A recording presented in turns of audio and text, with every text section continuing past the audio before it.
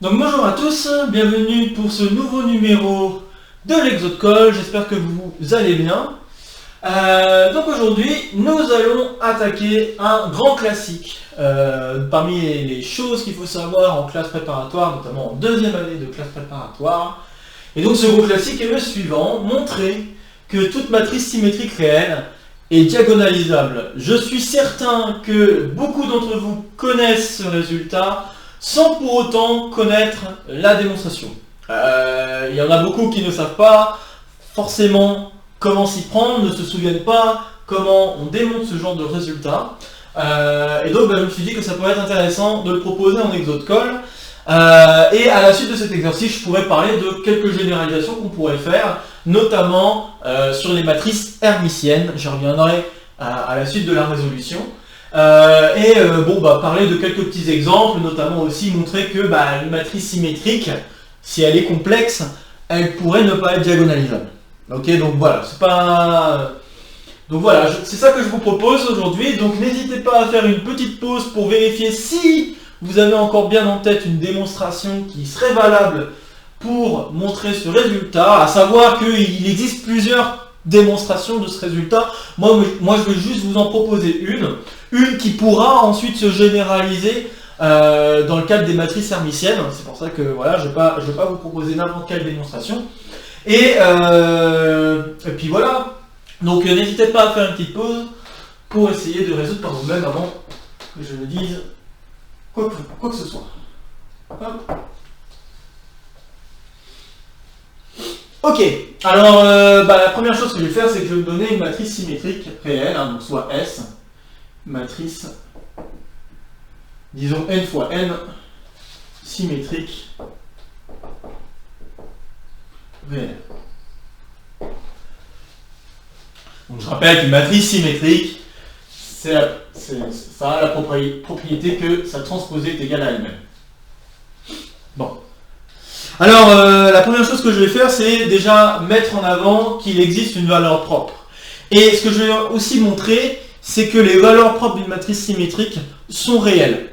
Ok, ça sera déjà une bonne étape pour pouvoir ensuite enclencher une certaine récurrence que je vais amener petit à petit.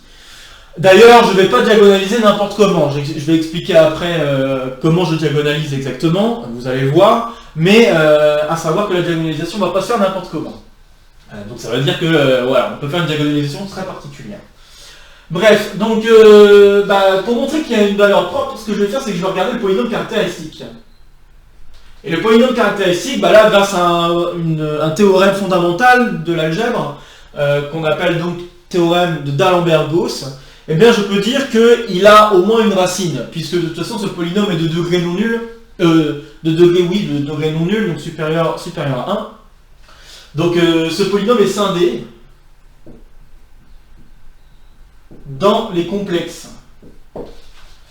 d'après D'Alembert-Gauss.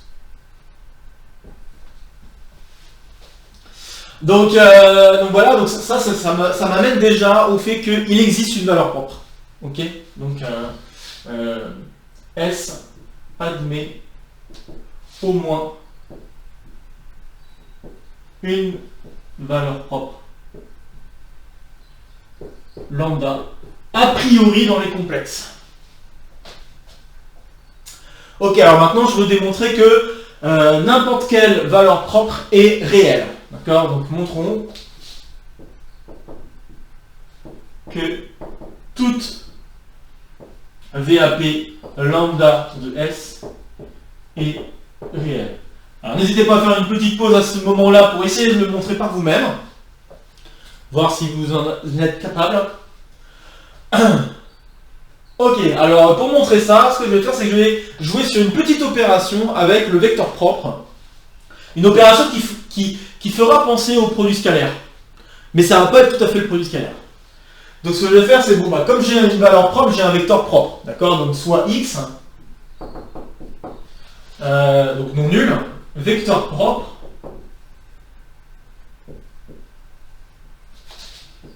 de S pour la valeur propre lambda.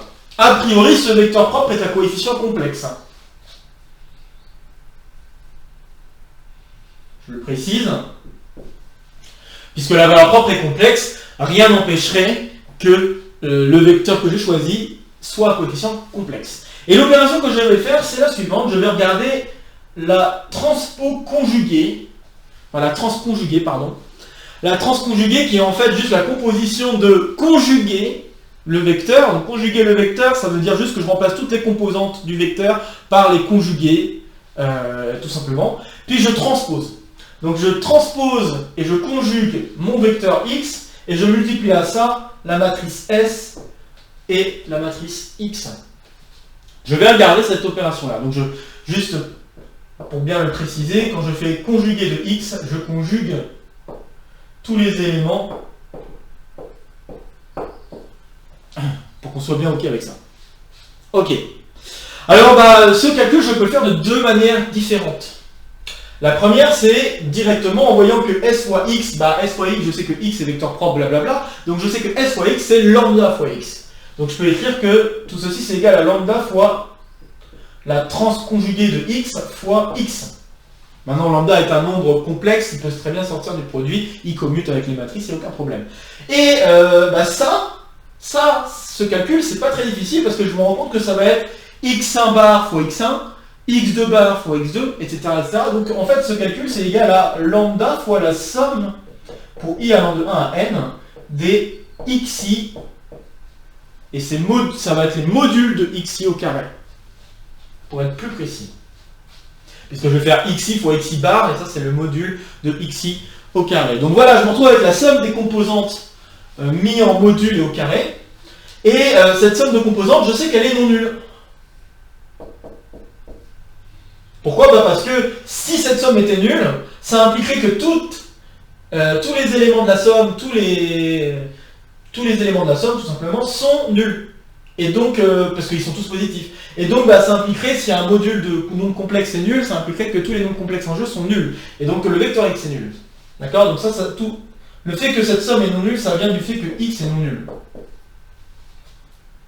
Ok ? Et si je fais le calcul d'une autre manière, je peux très bien jouer sur le fait que S est égal à sa transposée. Et en jouant là-dessus, cette égalité, je peux l'écrire comme transposée de S fois x bar. Tout fois x. Mais S, c'est une matrice à coefficient réel. Et là, on voit qu'il y a un intérêt déjà de dire qu'on travaille avec une matrice symétrique réelle. Là, on voit que en fait, la conjuguée de S, c'est S elle-même. Donc, je peux très bien écrire que c'est la transconjuguée de S fois X. Donc, je me retrouve avec ça. Et là, S fois X, je savais déjà que ça vaut lambda fois X. Donc, j'écris, j'ai donc égal à transposer de lambda bar X bar. Et donc là, le lambda bar, je vais pouvoir le sortir, ça va me faire lambda bar transconjugué de x, transconjugué de x fois x. Et encore une fois, je me retrouve avec cette chose-là qui est non nulle. D'accord, encore une fois, parce que x est non nul. Et ça veut dire que dans toute cette égalité, je peux maintenant simplifier par transposer, la transconjuguée de x fois x. Je peux simplifier par ça. Ce qui m'amène donc à conclure que lambda est égal à sa conjuguée. Et donc lambda est égal à sa conjuguée, ça implique que lambda est réel. Bon voilà, alors maintenant on sait que toutes les valeurs propres d'une matrice symétrique réelle sont réelles. Ok, c'est déjà une bonne étape. Alors maintenant, on va montrer qu'on peut diagonaliser la matrice. Alors au passage, maintenant que j'ai montré que la valeur propre est réelle, je peux montrer que si j'ai un vecteur propre complexe, en fait le vecteur propre complexe c'est une somme de deux vecteurs propres réels. Donc ça, je peux l'écrire, je vais l'écrire comme ça, vous allez être convaincu, mais hop. J'efface un peu pour pouvoir avoir de la place. Hop.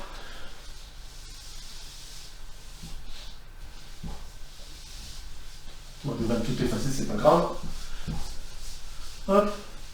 Donc, maintenant on sait que donc toute valeur propre lambda de S est réelle.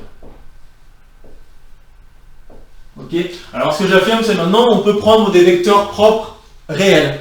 D'accord. Donc si X est VEP de S pour lambda, et si X est un coefficient complexe,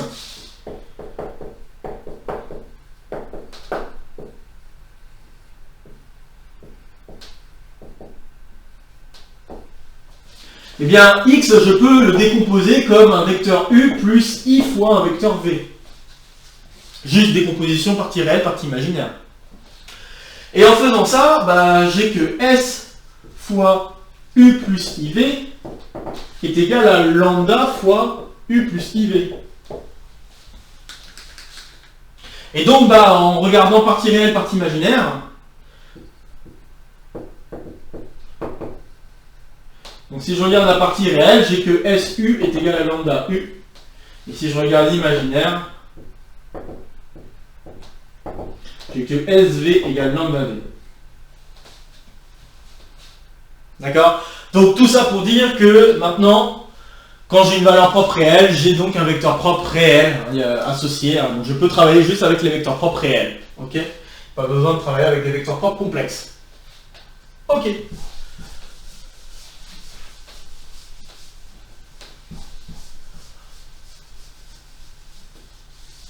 Bon, alors maintenant, on va diagonaliser vraiment à proprement parler.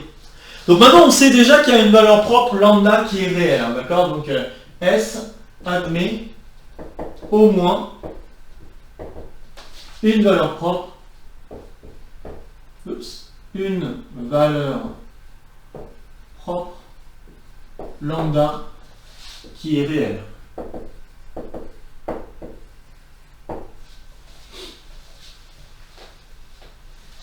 Ok, alors maintenant que je sais ça, ce que je peux faire, c'est donc que je peux m'intéresser à l'espace propre pour la valeur propre lambda. D'accord? Donc ce que je vais faire, c'est ça, je vais prendre donc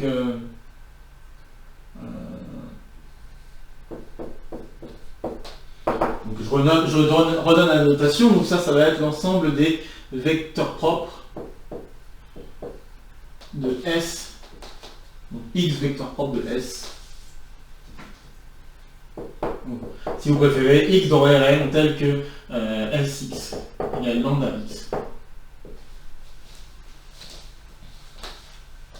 Ok.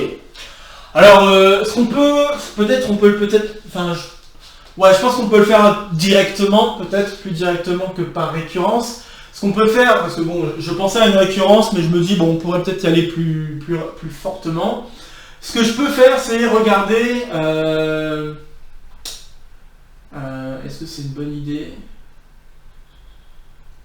Ouais, bon, alors on pourrait choisir de regarder toutes les valeurs propres et regarder ce qui se passe. Bon, on pourrait faire ça.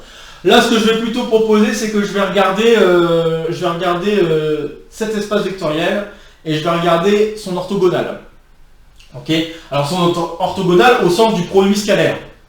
Donc je rappelle, le produit scalaire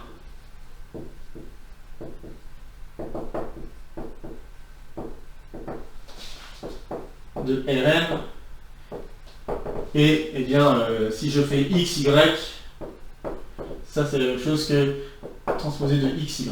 D'accord? Donc je considère le produit scalaire comme étant le produit scalaire usuel. Et si je prends ce produit scalaire usuel, eh bien je me rends compte que quand je fais Sx, y, bah, c'est la même chose que x, sy. Donc ça va avoir un certain intérêt.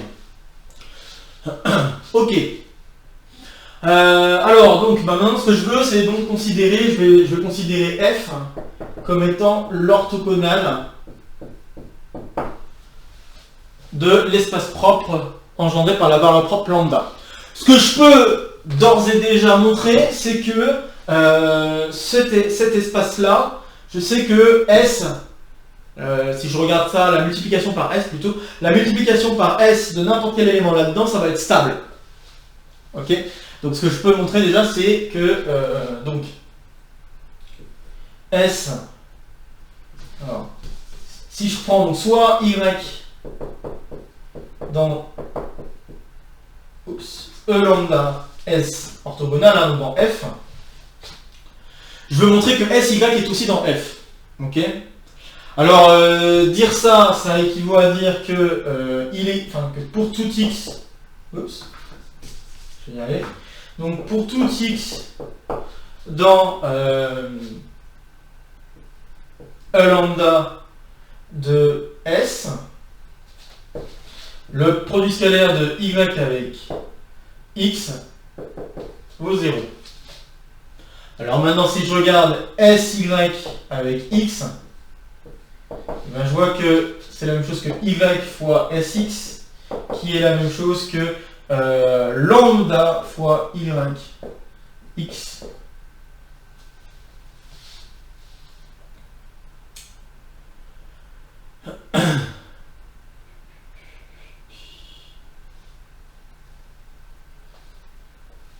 Ok, et ce que je sais déjà, c'est que ce truc-là vaut 0. Donc ça vaut 0.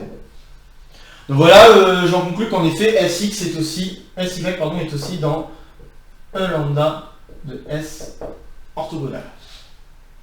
Ok, donc qu'est-ce que ça veut dire? Ça veut dire que je peux très bien extraire une base, je peux construire une base en prenant une famille de vecteurs qui engendre, donc une base qui engendre E lambda de S, et compléter cette base par une autre, compléter cette famille libre par une base de E lambda S orthogonale.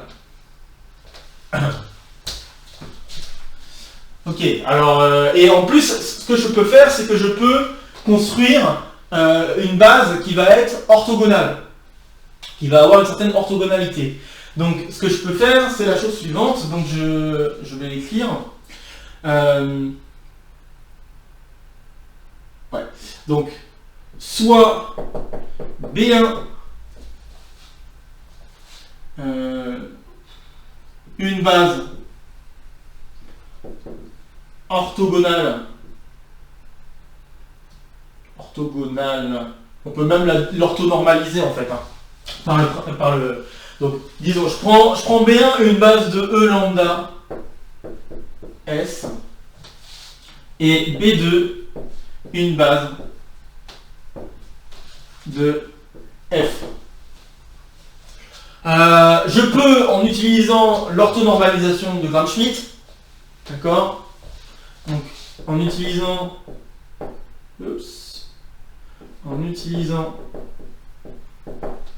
l'orthonormalisation de Gram-Schmidt,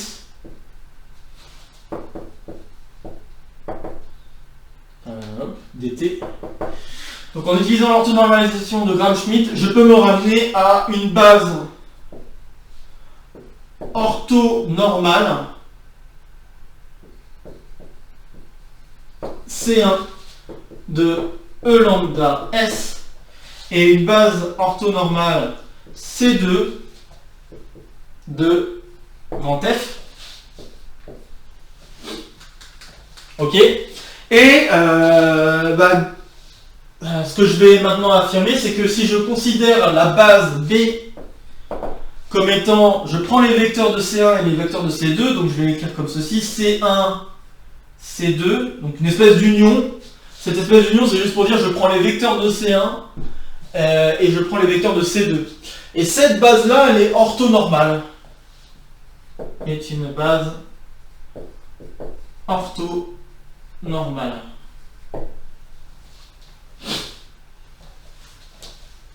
Alors c'est pas très difficile à vérifier parce qu'on sait déjà qu'il y a orthogonalité. La normalité elle est facile parce qu'il suffit de le vérifier pour chacun des vecteurs de la base, donc ça c'est pas dur. Et puis l'orthogonalité c'est assez simple parce que les vecteurs de C2 sont orthogonaux entre eux, les vecteurs de C1 sont orthogonaux entre eux, et n'importe quel vecteur de C1 est orthogonal à un vecteur de C2 et inversement, enfin à tous les vecteurs de C2 et inversement. Donc voilà, le fait qu'on a affaire à une base orthonormale, c'est assez évident par rapport à tout ce qu'on a dit ici. Et bon, grâce à ça, on peut faire donc un changement de base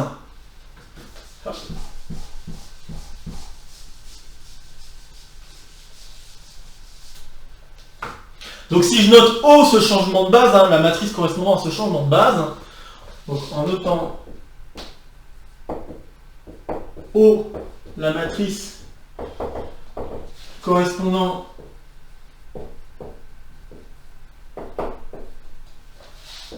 à ce changement de base,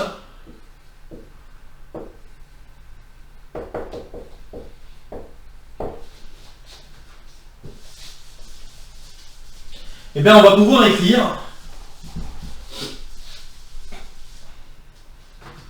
que S, eh bien ça va être O fois la matrice bloc qui va être un peu de la forme lambda identité, lambda hier, disons,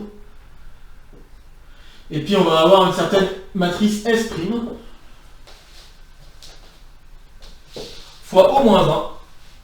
Alors je ne sais pas si O était le bon choix, parce que j'ai peur que vous confondiez 0 et O, donc ça serait peut-être mieux, je vais l'appeler P pour l'instant, mais vous allez comprendre pourquoi je l'appelle O hein, dans un instant, je voulais l'appeler O dans un instant, mais bon c'est pas grave, je vais l'appeler P. Donc eh ben j'ai cette relation, d'accord, avec S' qui est une matrice de dimension, donc dim, qui va être de n-r fois n-r. Et ce que j'affirme, c'est que P, bah, par cette construction, hein, quand on fait un changement de base, quand on effectue un changement de base par une base orthonormale, eh bien, la matrice qui est en jeu, elle est orthogonale. Et qu'est-ce que ça veut dire que la matrice est orthogonale? Ça signifie simplement que l'inverse de P, c'est juste la transposée de P. D'accord? Donc, or, P est une matrice orthogonale. C'est-à-dire que la transposée de P est égale à P-1. Alors, si vous n'êtes pas convaincu, écrivez-le. Je vais vous le faire là si vous voulez, juste pour vous en convaincre. La matrice P, comment on l'a construite? On l'a construite en prenant des vecteurs, enfin en prenant une base orthonormale de mon espace. Donc si je prends la base orthonormale de mon espace, ça veut dire que j'ai un vecteur ici E1, ici E2, ici E3, etc. Si je regarde maintenant la transposée de P, c'est juste les mettre en ligne. E1, E2, etc. jusqu'à En. Bon alors qu'est-ce qui se passe si je fais P fois transposée de P, ou peut-être il vaut mieux que je fasse l'inverse, si je fais transposée de P fois P.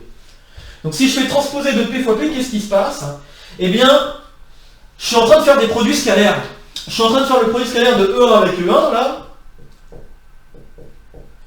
Et ça peut être bien de comprendre aussi la multiplication des matrices en termes de produits scalaires. Quand vous faites une multiplication entre des matrices, vous êtes en train de faire, quelque part, un produit scalaire entre les lignes de la première matrice et les colonnes de la deuxième matrice. Si vous le comprenez aussi comme ça peut grandement aider aussi pour pas mal d'exercices d'avoir vraiment cette idée en tête qu'on est en train de faire des calculs de produits scalaires.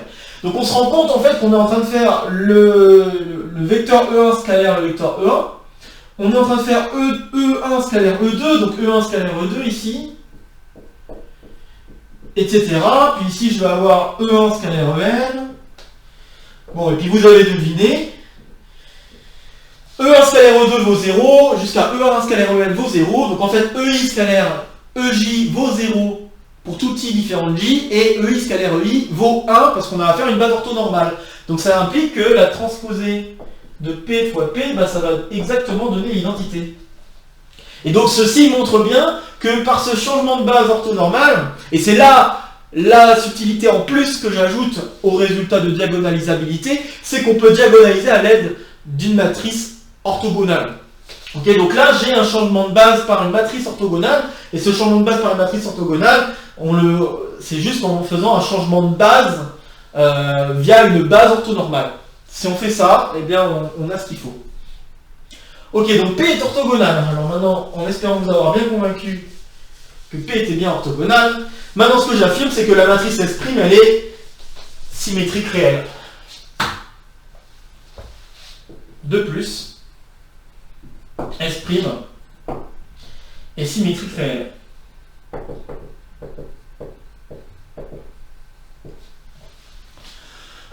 Alors, matrice symétrique réelle, bah en fait, voilà, il suffit juste de jouer avec la transposée. Hein. Donc, si vous faites la transposée de S, qui est égale à S, eh bien la transposée de S, ça va être égal à P fois la transposée de lambda identité, c'est lambda identité.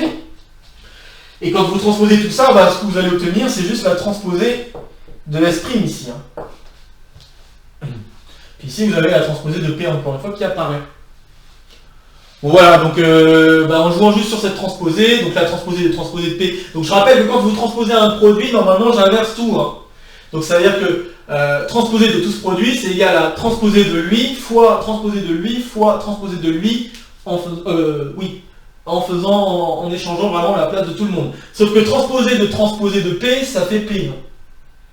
Et là j'ai transposé de P, puis ici je transpose cette matrice, mais en transposant cette matrice, comme c'est une matrice diagonale par bloc, là il n'y a rien qui change sur les zéros ici, lambda il change pas, lambda identité ne change pas, par contre la seule chose qui change c'est la transposée de S' ici. Donc là on voit que transposée de S' est bien égale à S', et elle est à coefficient réel, parce que toutes les matrices qui sont en jeu sont à coefficient réel, c'est un peu bébête à dire, mais c'est aussi simple que ça.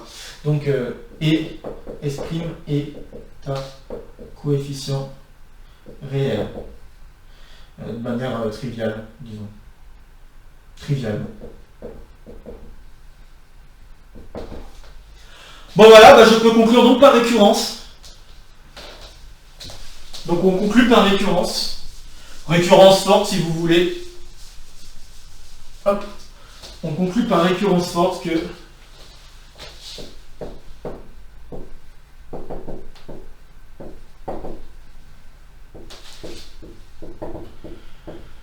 S est diagonalisable. Et je précise dans R. Et je précise aussi via une matrice orthogonale.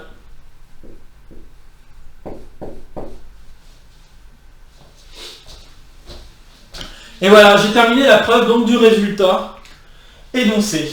Alors on aurait pu très bien, donc je l'ai dit là entre deux, on aurait très bien pu parler de toutes les valeurs propres, donc noter lambda 1 jusqu'à lambda n, lambda 1 jusqu'à, ouais peut-être pas lambda n, mais lambda 1 jusqu'à lambda k, quitte à les compter par multiplicité, juste pour distinguer les multiplicités plutôt, et montrer que les espaces propres sont tous orthogonaux les uns les autres, et puis une fois qu'on a montré ça, essayer de montrer que la somme directe c'est bien égal à l'espace entier. On pourrait faire comme ça, mais je trouve que cette preuve va marcher, mais je trouve que cette preuve-là, de manière un peu plus inductive, enfin, peut-être, je sais pas, mais moi je trouve que c'est un peu plus inductive, un peu plus simple à voir, disons ça comme ça. C'est un peu plus simple à voir la preuve dans ce sens-là que de voir la preuve en disant je vais chercher tout de suite à montrer qu'on a une somme directe. Là, en faisant comme ça, on se rend compte de comment on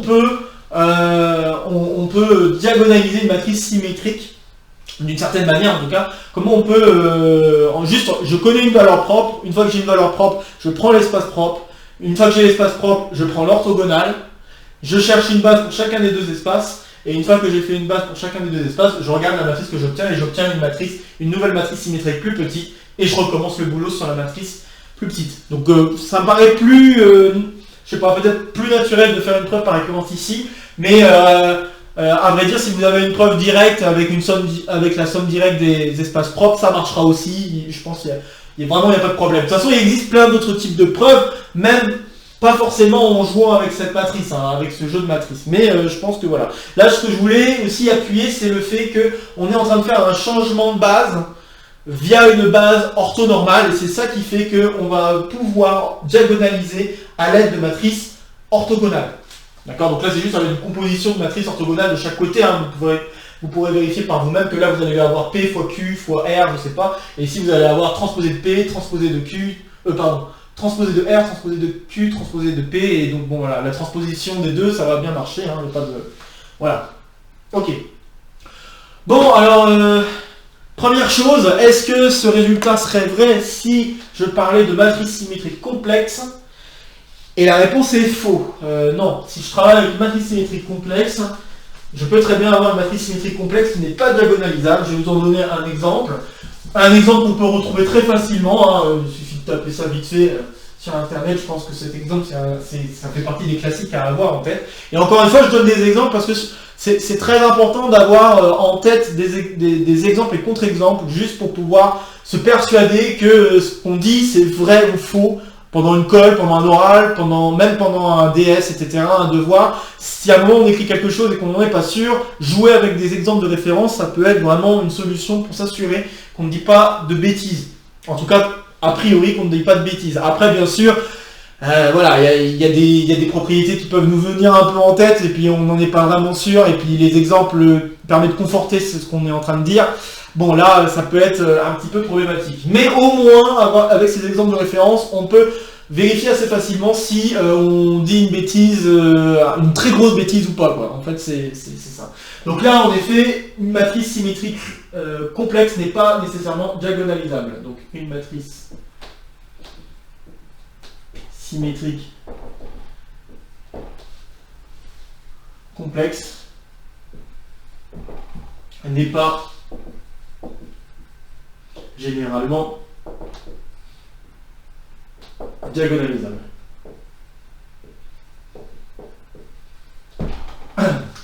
Alors un exemple qu'il faut avoir en tête, je pense, c'est cette matrice de 2. Donc voilà, si je prends cette matrice-là, c'est pas très difficile de vérifier qu'elle est symétrique. On est avec des complexes. Et le problème, c'est que si vous faites S carré, si vous regardez S carré, bah S carré, normalement, ça doit faire la matrice nulle. Hop. Donc, si vous faites le calcul, vous avez 1 fois 1 plus I fois I, donc ça fait moins 1, 1 moins 1, 0. Ensuite, la composante suivante, vous avez 1 fois moins 1 fois I plus 1 fois, moins 1 fois I, donc là vous avez I moins I, hein, etc. Donc vous pouvez vérifier assez facilement que le produit de S par elle-même, ça fait 0. Et donc si S était diagonalisable, alors la matrice serait nulle. Si S est diagonalisable, alors S égale 0. Contradiction.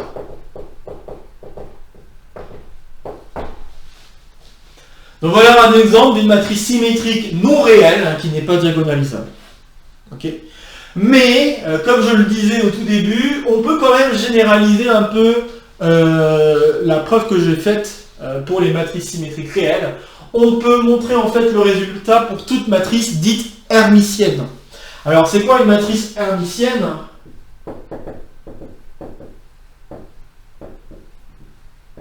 Ben, si vous vous souvenez du début de la preuve, j'ai joué avec ce qu'on appelait la transconjuguée du vecteur x. Eh bien, une matrice hermitienne, c'est justement une matrice qui est stabilisée par cette opération de transconjuguée. Donc justement, c'est des matrices H dans Mn de C, telles que la transconjuguée de H est égale à H. D'accord ? Donc si je veux... Donc, un autre exemple que je pourrais regarder, c'est la matrice H, je vais peut-être l'appeler H, je vais l'appeler S, je l'appelle H, et j'aurais pu regarder la matrice 1 moins I moins 1. Et là, cette matrice, elle est hermitienne.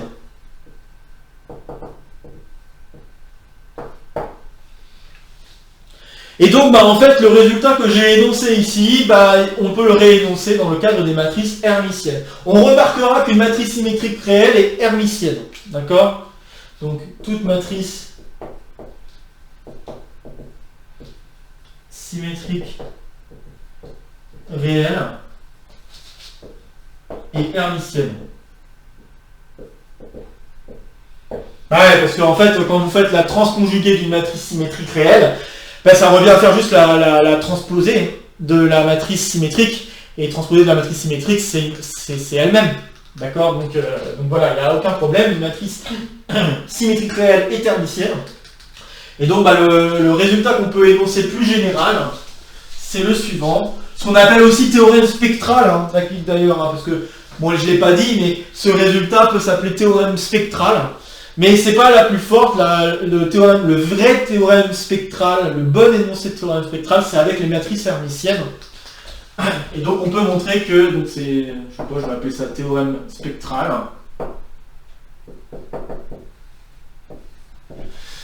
Toute matrice hermitienne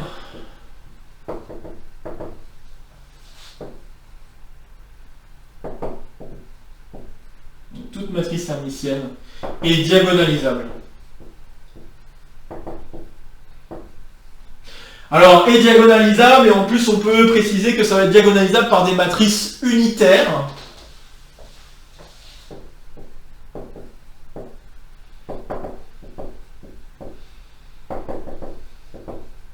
Donc, les matrices unitaires U, et les matrices unitaires U,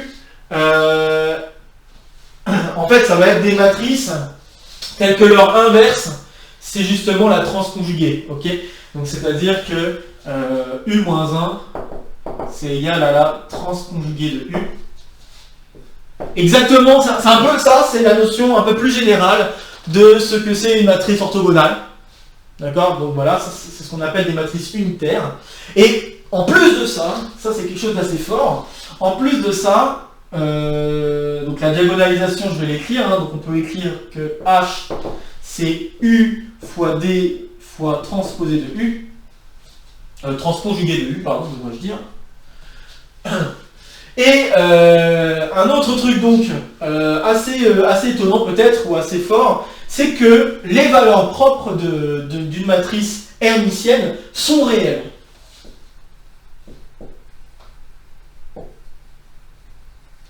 En plus, les valeurs propres de H sont réelles. Et en fait, la preuve de ce résultat, que toutes les valeurs propres d'une matrice hermitienne sont réelles, ça revient exactement à la même preuve que je vous ai faite un peu plus tôt pour montrer que les valeurs propres d'une matrice symétrique sont réelles. Vous refaites exactement la même chose, et ce qui est intéressant, c'est justement cette stabilité de H par transconjuguée. D'accord ? Donc si je fais la transconjuguée, bah justement la transconjuguée de x, etc.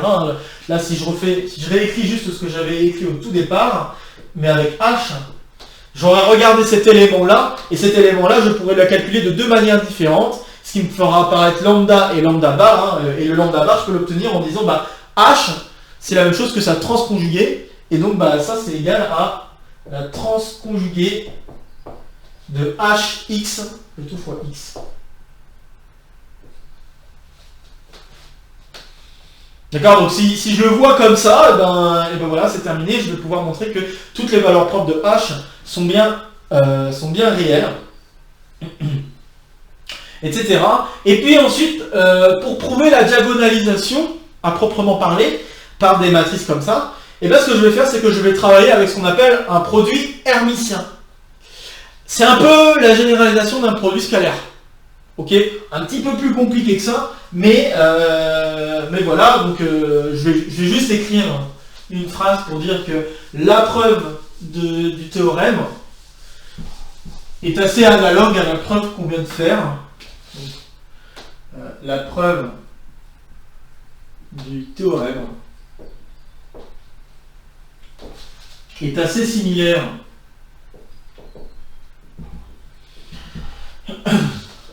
à la preuve qu'on vient de donner.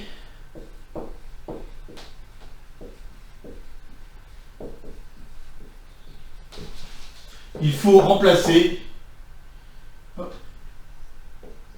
Il faudra notamment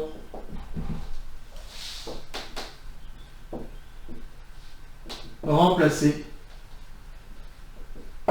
le produit scalaire que l'on connaît bien par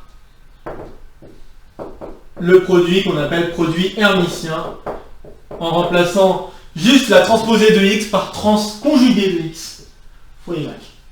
Donc ça, c'est ce qu'on appelle un produit hermitien.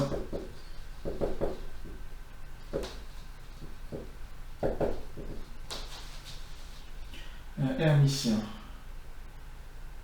Je vais y arriver.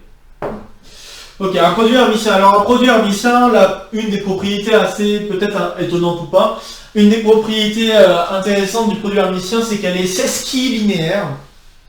Donc c'est ce qui est linéaire, ça veut juste dire qu'on a la linéarité, etc. C'est juste qu'on peut pas, ça va pas être symétrique, notamment. Donc là, vous voyez peut-être assez bien par vous-même que si je fais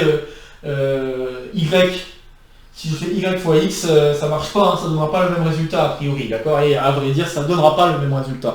Donc voilà, c'est la propriété importante qui change un petit peu de tout le reste. Mais il y a des propriétés du produit scalaire qui sont encore vérifiées pour un produit hermitien, comme par exemple si je fais le produit de x avec x, ça doit être positif. Et si c'est nul, ça veut dire que x est nul, par exemple, tu vois. Donc le produit hermitien va vérifier quelques petites choses comme le produit scalaire, notamment aussi la linéarité à gauche, la linéarité à droite, mais avec une histoire de conjugaison, donc c'est pour ça qu'on dit c'est ce qui est linéaire. Et puis voilà, d'accord. Donc il y a quelques propriétés en plus, et on peut travailler encore une fois l'orthogonalité de ces vecteurs-là. Donc on ferait exactement la même chose. J'ai une valeur propre lambda, je regarde l'espace propre de la valeur propre lambda, je orthogonalise ou orthonormalise via ce produit hermitien. Et ce que je fais, c'est que je fais pareil avec l'orthogonale. Hein, donc je prends E lambda orthogonale, je refais pareil, je prends une base orthonormale au sens de ce produit hermitien. Et une fois que j'ai fait ça, je vais pouvoir faire un changement de base tel que... la preuve va être assez similaire, c'est juste qu'il va falloir manipuler ce produit hermitien à la place du produit scalaire usuel. Voilà, je pense avoir tout dit, en tout cas tout ce que je voulais dire sur ce sujet. Donc voilà, si vous avez des questions, quoi que ce soit, des commentaires à faire, n'hésitez pas à les faire sous la vidéo, ça sera avec plaisir d'y répondre. N'hésitez pas à partager la vidéo si il y a d'autres camarades qui pourraient être intéressés par ce genre de résultat à refaire, ou même juste à étendre les connaissances autour de ce résultat. Et puis voilà, n'hésitez pas à laisser un pouce comme d'habitude. Et sur ce, on se retrouve la semaine prochaine pour le trio habituel, le coin recherche, le petit exo de colle, puis l'exo de colle prochain. À savoir, je pense que dans 2 semaines, je ne donnerai pas de vidéo parce que j'ai beaucoup de choses de prévues, notamment je repartirai à Montréal. Donc je repartirai à Montréal dans 2 semaines. Et donc va falloir s'organiser. Et j'ai également des séminaires à faire, donc je vais présenter un peu de mes recherches encore au Canada. Donc voilà, je vais pas avoir beaucoup de temps pour pouvoir faire des vidéos comme là je suis en train de faire. Je pense qu'on se retrouvera la semaine prochaine comme d'habitude, mais le prochain coup ça sera ensuite dans 3 semaines. Et je pense faire également une petite vidéo dès 1 an. Alors pour cette petite vidéo dès 1 an, je pense faire, je sais pas, à mon avis il y aura qu'une seule vidéo sur cette semaine-là. Mais je pense que cette vidéo des 1 an, ça sera peut-être une vidéo où je ferai le tour de beaucoup de petits contre-exemples. Je parlerai un petit peu des vidéos d'avant, savoir juste le ressenti que j'ai par rapport aux vidéos d'avant, etc. De comment ça s'est déroulé. Mais je pense que je prendrai aussi un peu de temps pour parler justement de tous ces petits contre-exemples qu'on pourrait essayer d'avoir en tête. Juste notion après notion, et puis voilà, on verra bien. Je pense faire une vidéo comme ça. Si l'idée vous branche, n'hésitez pas à le dire également si vous pensez que ça pourrait être intéressant de faire des trucs comme ça. Enfin, un truc comme ça. Et puis voilà. Bon, allez, sur ce, portez-vous bien et à très vite pour de nouvelles vidéos. Allez, salut à tous!